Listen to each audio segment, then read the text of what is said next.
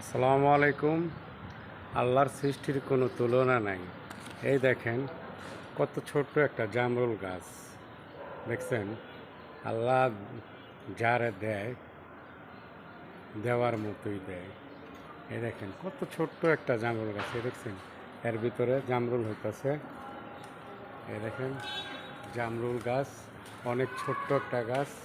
এর ভিতরে কী হারে ফল আসছে, এই দেখেন অনেক ছোট্ট একটা গাছ। এই দেখেন কি অবস্থা ফলে।